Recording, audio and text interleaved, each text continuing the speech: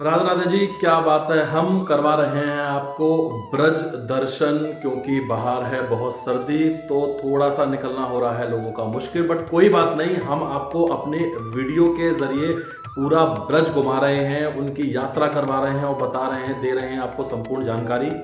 तो अब हम आपको लेके चलते हैं ब्रज के दूसरी ओर, जहां हम करवाएंगे आपको गोवर्धन पर्वत के दर्शन, गोवर्धन परिक्रमा आपसे करवाएंगे।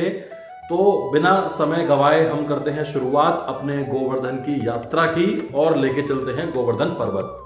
तो सबसे पहले गोवर्धन आने के लिए आपको आना पड़ेगा मथुरा। मथुरा से आप बस या टेम्पो लेकर के सीधा गोवर्धन जा सकते हैं। बस आपको सीधा बस स्टैंड से मिल जाएगी। अगर आपको टेम्पो करना है तो आपको मथुरा में गोवर्धन चौराहे पर आना पड़ेगा, वहां से आप टेम्पो कर सकते हो, जो आपको सीधा गोवर्धन लेके जाता है। गोवर्धन पे पहुंचने के बाद आप एक काम कर लीजिए, या तो अगर आपके पास में ज्यादा सामान है तो कोई होटल या रूम ले लीजिए, वहां अपना सामान रख दीजिए। सामान रखने के बाद में हम लेके चलते हैं आपको जहां से परिक्रमा होती है चालू। अब परिक्रमा चालू करने से पहले हम ये समझ लेते हैं कि गोवर्धन की परिक्रमा लगानी कैसे है। तो गोवर्धन की जो परिक्रमा होती है वो दो भागों में लगती है। एक होती है छोटी परिक्रमा और एक होती है बड़ी परिक्रमा। छोटी परिक्रमा जो होती है वो 9 किलोमीटर की होती है, बड़ी परिक्रमा जो होती है वो 12 किलोमीटर की होती है। जब आप बड़ी परिक्रमा स्टार्ट करते हैं, सबसे पहले बड़ी परिक्रमा स्टार्ट होती है, वो स्टार्ट होती है दान घाटी से। दान घाटी जो कि कृष्ण जी की एक ऐसी जगह थी जहां से जब गोपियां गुजरती थी तो भगवान श्री कृष्ण को माखन देने के बाद ही गुजरती थी। मतलब कृष्ण भगवान वहां से बिना माखन लिए गोपियों को गुजरने नहीं देते थे, इसलिए जगह का नाम है दान घाटी। तो दान घाटी से आपकी परिक्रमा शुरू होती है और ये बड़ी परिक्रमा दान घाटी से शुरू होने के बाद पूछरी का लोटा जतिपुरा से होते हुए सीधा पहुंचती है उद्भव कुंड। उद्भव कुंड जाकर के ये बड़ी परिक्रमा खत्म हो जाती है। यहां से फिर चालू होती है आपकी छोटी परिक्रमा। अब जो छोटी परिक्रमा है ये आपके उद्भव कुंड, कुसुम कुंड, कृष्ण कुंड, राधा कुंड से होते हुए सीधे पहुंचती है मानसी गंगा की ओर। मानसी गंगा पर जाकर के आपकी यह पूरी की पूरी परिक्रमा हो जाती है समाप्त। तो ये थी परिक्रमा का मार्ग, जो हमने आपको संक्षिप्त रूप में बताया कि परिक्रमा स्टार्ट कहां से होती है, खत्म कहां होती है। मानसी गंगा पे जाकर के आपको होते हैं श्री गोवर्धन महाराज के दर्शन। एक छोटा सा एक पर्वत है, पर्वत तो बहुत विशाल था लेकिन अभी बहुत छोटा सा पर्वत रह गया है, वहां आपको पर्वत के दर्शन होते हैं जो कि हमारे गोवर्धन महाराज हैं।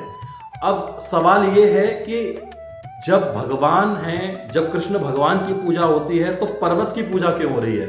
तो पर्वत की पूजा होने के पीछे कहानी ये है कि जब द्वापर युग में कृष्ण भगवान ने जन्म लिया तो तब वहां पर एक उत्सव मनाया जाता था, एक त्योहार मनाया जाता था। उस त्योहार को बोलते थे अन्नकूट।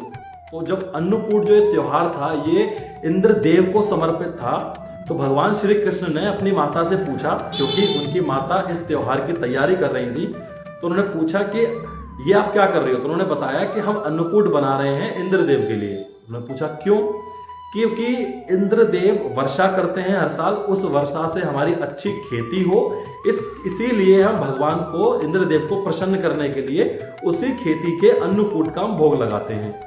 तब कृष्ण भगवान ने अपनी माता को बोला कि हम एक ऐसे देव की पूजा कर रहे हैं जो हमें कभी दर्शन नहीं देते, जो हमेशा गुस्से में रहते हैं।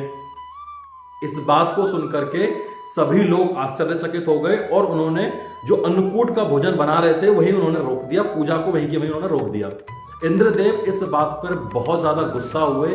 गुस्सा होने के बाद उन्होंने मूसलाधार वहां पे बारिश की। जब मूसलाधार बारिश हुई तो लोगों की झोपड़ियां, पशुएं, सब कुछ बहने लगा पानी में। तब भगवान श्री कृष्ण ने अपनी कन्नी उंगली पर, छोटी सी उंगली पर गोवर्धन पर्वत जो वहां पर स्थित था उस पर्वत को उठाया। वह मूसलाधार बारिश 7 दिन तक चली। भगवान श्री कृष्ण ने 7 दिन तक इस कन्नी उंगली के ऊपर अपना गोवर्धन पर्वत उठा के रखा। उस पर्वत के नीचे पूरा गांव आ गया और वह सभी लोग बारिश से बचे रहे। तो इसीलिए इस पूजा को गोवर्धन पूजा के नाम से जाना गया और आज भी हमारे घरों में अन्नकूट का भोग लगता है, क्योंकि उस भोग को फिर रोका नहीं गया। अब इसीलिए वहां पर हम पर्वत की पूजा करते हैं, गोवर्धन पर्वत की हम लोग पूजा करते हैं। बट यह त्योहार, यह पूजा श्री कृष्ण भगवान को समर्पित होती है। तो जब आप गोवर्धन पर्वत जाते हैं तो ये जो मानसी गंगा हम आपको नाम ले रहे हैं, यहाँ पर ये कुंड है, इसको आप मानसी सरोवर या मानसी कुंड भी कह सकते हैं। यहीं पर गोवर्धन पर्वत है। यहाँ पूजा करने से पहले अपनी परिक्रमा को खत्म करने के बाद में इस कुंड में आप नहाते हैं, इस गंगा में नहाते हैं। नहाने के बाद आप यहाँ पर दर्शन करते हैं। तो ये तो हो गई गोवर्धन पर्वत की बात, गोवर्धन मंदिर की बात।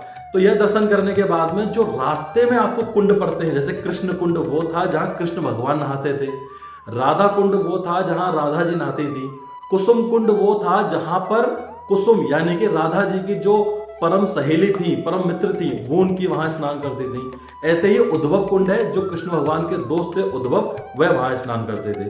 तो ये सभी जगहें आपको रास्ते में पड़ती हैं। आप आराम से इत्मीनान से यहाँ दर्शन कीजिए, आप पूरी परिक्रमा को आराम से कीजिए। परिक्रमा लगाना चाहते हैं तो सबसे बढ़िया समय होता है सर्दियों का, सर्दियों में परिक्रमा लगाइए, बहुत ही अच्छा, या कार्तिक मास के महीने में परिक्रमा लगाइए तो बहुत ही अच्छा माना जाता है। तो ये हमने कराई आपको गोवर्धन के दर्शन, गोवर्धन की यात्रा, गोवर्धन की परिक्रमा। तो अगले वीडियो में हम लेके चलेंगे आपको दूसरी जगह पर, जहां आपको कराएंगे हम किसी और जगह के दर्शन। तब तक के लिए वीडियो पर बने रहें। वीडियो अच्छा लगा हो तो लाइक करें, शेयर करें, चैनल को सब्सक्राइब करना ना भूलें। कमेंट में जय श्री कृष्णा या राधे राधे लिखना ना भूलें।